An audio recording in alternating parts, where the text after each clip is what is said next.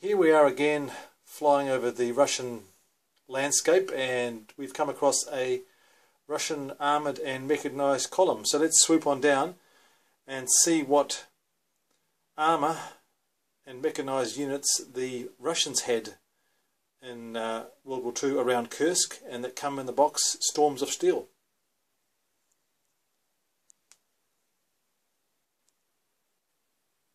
Travelling on the left flank of the convoy are a number of trucks, and these are the Russian Gaz trucks, a Ford copy manufactured in Russia, and these were considered the workhorse of the Russian army. The first truck in the video here at the rear of the column, that's towing a 76mm anti-tank gun. The preceding truck is carrying a 57mm anti-tank gun. This had a 4-meter barrel, long barrel, and that fired rounds at very high velocity. And the preceding truck is carrying a 45mm anti-tank gun. This is an upgraded version from the German Pak 36, and this was a very versatile gun, firing armour-piercing and high explosive ammunition.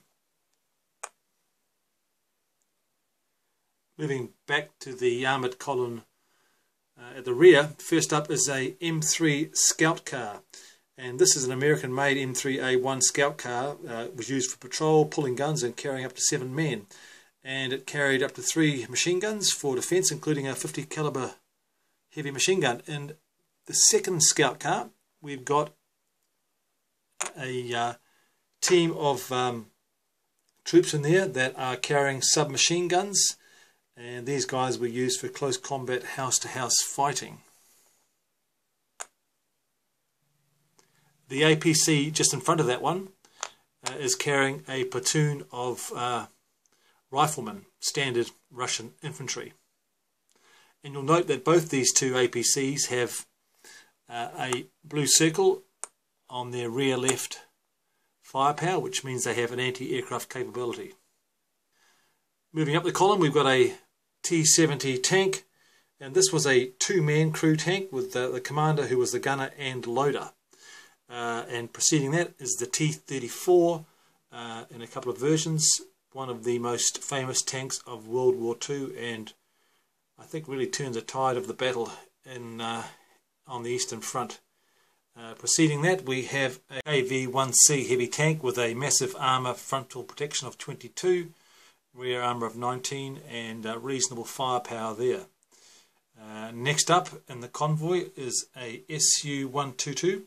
This was an assault gun mounted on a T-34 hull and carried a 122mm field howitzer. And next one up is a Su-152, considered the Soviets' answer to the Tiger. It had excellent firepower, range and armour all round.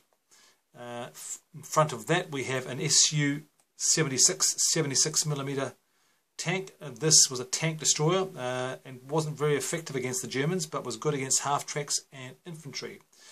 And at the front of the column we have the Churchill Mark III tank, British-made tank given to the Russians on the Lend-Lease program, and we've seen in a previous video of mine how they fared on the battlefield.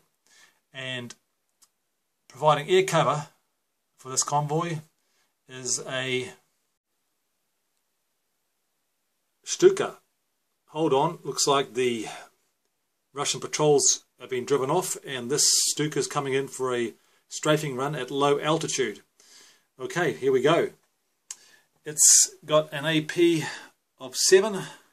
It'll pay the 1 AP, and it gets 4 impulses. So it's going to go forward 1, 2, 3, and on the 4th impulse it's going to fire, which costs it another AP. Okay, we are firing now at the T-70 tank, which is within its range.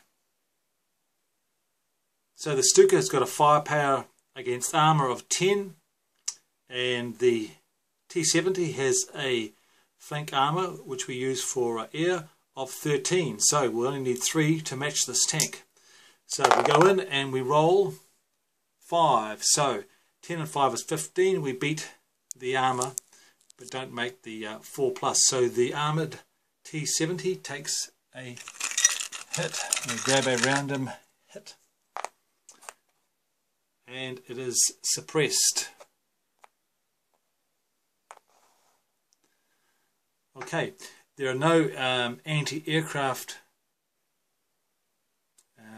armament that's within range of the Stuka, so the Russian convoy carries on. It'll be a pass from then, and we go back to the Stuka, who now plays for one more impulse, moves forward one, and will fire again. So he'll be paying another AP for the firing.